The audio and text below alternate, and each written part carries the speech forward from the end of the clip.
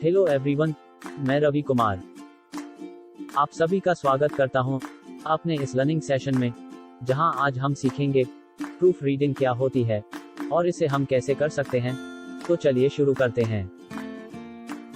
तो आज हमारा पहला टॉपिक है प्रूफ रीडिंग क्या होती है। प्रूफ रीडिंग एक तरह का प्रोसेस है जिसमें हम किसी के लिखे गए काम को अपने ओरिजिनल कॉपी से मिलाते हैं और चेक करते हैं कि इसमें किसी भी प्रकार की कोई भी गलती ना हो, अगर हो तो उसे सही किया जा सके। इसमें कई प्रकार की गलती होती है, जैसे स्पेलिंग मिस्टेक, वर्ड की मिसिंग, पंक्चुएशन की गलती और वर्ड्स का कैपिटल ना होना शामिल है। चलिए अब हम जानते हैं कि प्रूफ रीडिंग इम्पोर्टेंट क्यों होती है।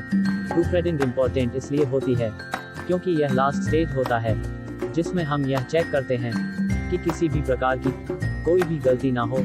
अगर कोई गलती पाई जाती है तो उसे ठीक किया जा सके। इसके बाद इसे फाइनल प्रिंटिंग के लिए भेज दिया जाता है। चलिए अब हम जानते हैं प्रूफ रीडिंग कितनी प्रकार की होती है। बेसिकली प्रूफ रीडिंग दो प्रकार की होती है। पहली होती है सॉफ्टवेयर टेस्टिंग, दूसरी होता है मैनुअल टेस्टिंग। मैनुअल टेस्टिंग में दो तरह से टेस्टिंग की जाती है, एक होती है हैंडराइटिंग टेस्टिंग और दूसरा होता है टाइपिंग टेस्टिंग। चलिए अब शुरू करते हैं और देखते हैं कि प्रूफ रीडिंग कैसे की जाती है। उससे पहले हम कुछ मार्क्स के बारे में जानना जरूरी है। अब आप इस टेबल को ध्यान से देखिए। इस टेबल में कुछ मार्क्स दिए गए हैं जिसकी हेल्प से हम यह पहचानेंगे कि गलती किस प्रकार की है। तो चलिए अब हम इस मार्क्स के बारे में एक एक करके डिटेल्स में समझते हैं। तो हमारा पहला मार्क्स है 3 लाइन, जिससे हम ये जानते हैं कि यहाँ बड़े लेटर होना चाहिए, जैसे यहाँ यल और टी बड़े लेटर में होना चाहिए। अब हम दूसरे मार्क्स को देखते हैं, जिससे हम ये जानते हैं कि यहाँ पर छोटे लेटर में होना चाहिए, जैसे यहाँ पी छोटे लेटर में होना चाहिए, तो पी यहाँ गलत है।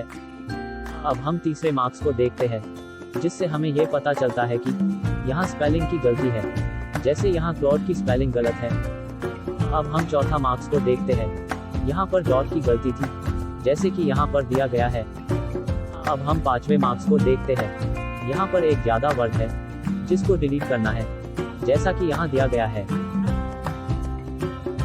छठे मार्क्स से हमें ये पता चलता है कि यहाँ पर एक वर्ड मिसिंग है, जैसे प्रैक्टिकल यहाँ पर मिसिंग वर्ड है। सातवें मार्क्स से हमें ये पता चलता है कि यहाँ पर एक कॉमा मिसिंग है, जैसे कि यहाँ पर दिखाया गया है।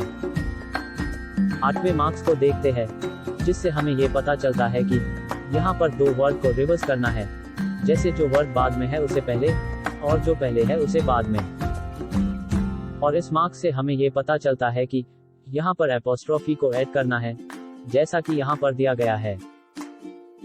10वें मार्क्स से हमें ये पता चलता है कि यहाँ पर हमें कोटेशन मार्क्स को ऐड करना है, जैसा यहाँ दिखाया गया है।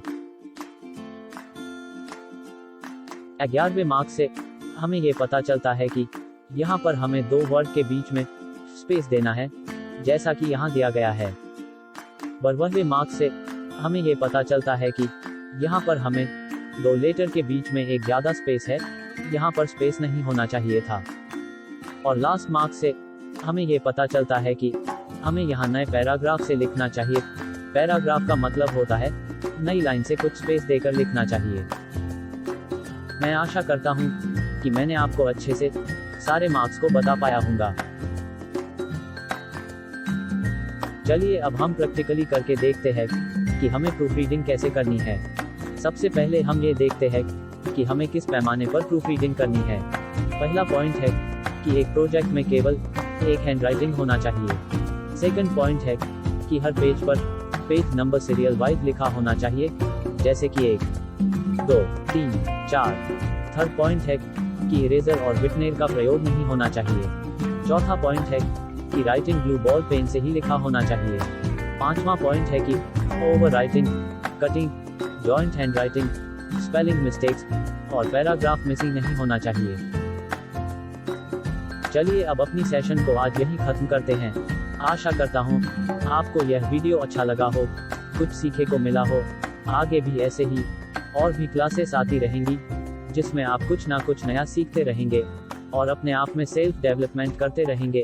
आपको यह वीडियो कैसा लगा हमें जरूर बताइए, और कोई भी मन में डाउट हो तो आप हमें ईमेल कर सकते हैं थैंक यू सो मच।